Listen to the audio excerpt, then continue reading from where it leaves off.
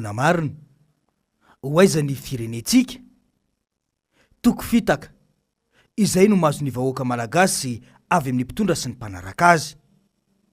Betsaka no voareborebo ny teny fampanantenana, any ka tsy mahatsapa intsony izay hafarany ny firenena.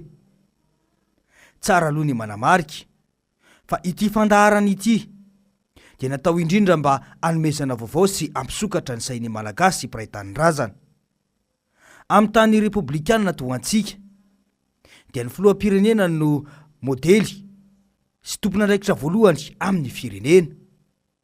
Ny tsikaritra nefa ankehitriny dia lasa fiomezana ireo firenena any ivelany ny Firenentsika sy ny mpitondra eto amintsika amin'izao fotoana izao.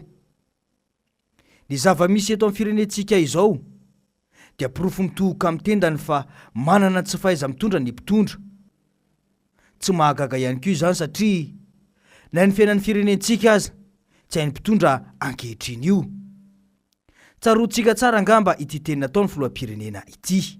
Diso calendrier ngamba amin'ny président Ravalomanana satria tsy sopotra intsony Madagasikara zao fa tamin'ny 1980 tamin'ny androny dadabe Tsiranana no sopotra Madagasikara nanondrana vary tany ivelany. Ahoana tsara hoe andray matofilo iza no tena diso calendrier. 790 ve no nitondra ny filohan'ny repoblika voalohany. Raha ity tahirikevitra iray ity aloha dia tamin'ny taona 750 ka hatramin'ny taona 270 no nitondra ny rain'ny repoblika voalohany, fa tsy tamin'ny taona 770 araka ny nambaranao io. Tsy tamin'io ihany no tsikatra ny tahaka izany, fa tsaroantsika tsara ihany koa angamba ilay fotoana izay nilazan'ny filohan'ny repoblika io fa navarina teny ampahamarinana Irasalama martiora. Raha ny mpitondra amin'izao fotoana aza moa no tsy maharaka tantaram-pirenentsika dia anao ahoana ireo taranaka any aoriana? Tsy mahagaga arak'izany fa finiavana mihitsy ny ametraka io Colisée eny anaty rova io, izay vakoka manana ny maizy azy amin'ireo taranaka faramandimby sy manakasina eto amin'ny tany sy ny Firenentsika. Taratry ny raharaham-pirenena mihitsy ity Colisée ity, letrezana tsy misy fifampienoana. Efa miloko toy izao mantsy ny Colisée atao anaty rova.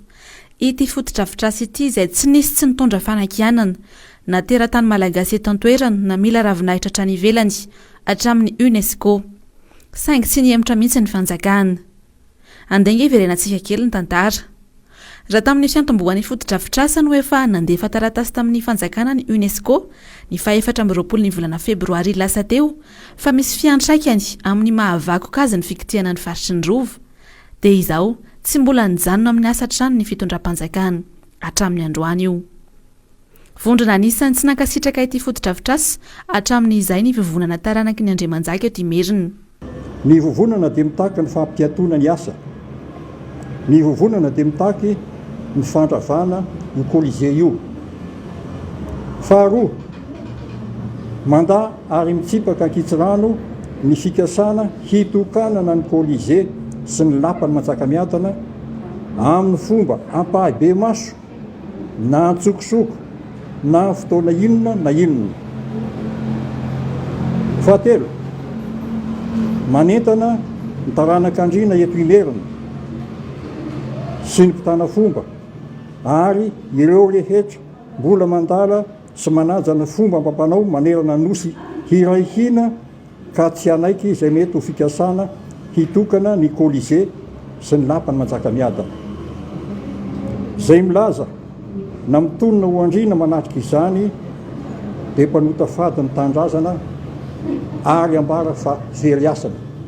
Etsika maro no efa nanehoana tsy fankasitrana n'ity asa ity saingy tonga amin'ny fitenin'ny tanora hoe misy miaino. Tanindrazana raha manana nefa Madagasikara saingy dia izay tiana olon-tokana ihany no raha mizaka eto. Fa hoentina izy Madagasikara ity e. Hoentina any amin'ny tanin'ny Firenena, ny 700 ny malagasy miady amin'ny ihany koa ny isan'andro ny fanjakana manangana Colisée. Tsy mahagaga. Raha fahantrana lalina sy tsy fahombiazana no fahavoazana mahazo ilay firenena ary gisitra maneran-tany satria na ny tantaram-pirenentsika aza tsy hainy mpitondra. Hitantaratra ny tsy fahombiazan'ny mpitondra io, any ka fampanantenana maro samihafa no amlina ny saim-bahoaka. Ny arantsika na eny tsara ireo fampanantenana izay nomena ny vahoaka nandritra ny fampelezan-kevitra ireny. Firisan-jato tamin'izany no efa tanteraka amin'izao fotoana izao. Ny tazana dia mbola ny foto-drafitrasa natomboka ireo mpitondra teo aloha no araina amin'izao fotoana izao, saingy mahamenatra ity fitondrana ankehitriny ity no milaza amin'ny vahoaka fa efa foto-drafitrasa tamin'ny fitondrana teo aloha izany. Tsarotsika rehetra angamba ity fampanantenana goavana ny faefatra ny volana Oktobra 2024 tao Berongo Tolagnaro ity. Tsy maintsy sotaitsika ary tsy maintsy atombotsika amin'ny taona ho avy zao farafatarana izany RN13 zany. Raha tsy vita zany RN13 zany tsy manao politika intsony. Tanteraka ve zany amin'izao? Tsara aloha ny manamarika fa efa tapitra ny 3 volana voalohany ho an'ity taona 2024 ity. Miditra amin'ny volana faefatra isika izao. Aiza ilay fampanantenana io? Raha tena mitazona ny teny nomeny ny filoham-pirenena io, dia miala tsy manao politika intsony araka ny nambaran'io tokoa. Ny arantsika nahita tsara tamin'io fotoana io fa efa ny fitondrana era-jaonary mampianina no nanao fifanarahana arabola momba ny fanamboarana io lalana io. Saingy menatra angamba ny mpitondra sy ny ekipany ilazany marina momba izany amin'ny vahoaka. Ny tsapa dia miaina amin'ny fitaky ny mpitondra tanteraka ny vahoaka malagasy. Ao anatin'ny ady amin'ny valana retiny isika amin'izao fotoana izao. Efatra any am-boalohany no efa niteraka resabe ilay famokarana ny tambavy izay vita tamin'ny Artemisia izay nirehariany izao fitondrana izao io. Hatrany amin'ny taonjato izay nahitana tany Chine azy sy nahafantarana azy fa ravina ny adina tamin'ny tazimoka izany Artemisia izany. I Chine izay firenena voalohany nahitana ny tsimokaretina coronavirus. Manina no tsy nampiasa sy nanao fikaroana tamin'io Artemisia io izy ireo? Mahagaga ihany mantsy ny zava-misy. Ary hatramin'izao aza moa dia mbola miziriziry ny fitondrana fa io ihany no vahaolana amin'ity aretina ity. Hatreto dia mbola tsy misy vokatra andrana ara-pahasalamana momba io CVO io. Sao dia ambopodiso tafahoatry. Tsikaritra mantsy amin'izao fotoana izao fa saika lasa mirona amin'ny fampiasana ireo voka-pikaroana hafazany ny vahoaka toy izay ampiasa io tambavy io izay novokariny ny fanjakana io.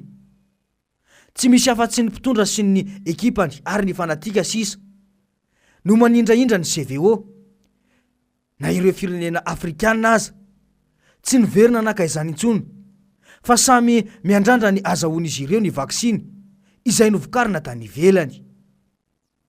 Ny fehindeha izao, ny firenena no mandroso dia miankina amin'ny fahaizan'ny mpitondra.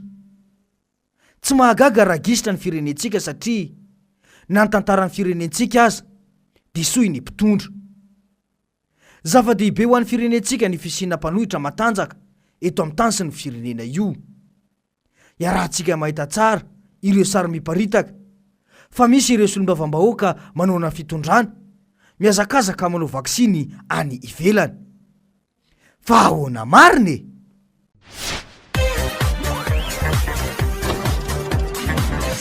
Ahoana marina?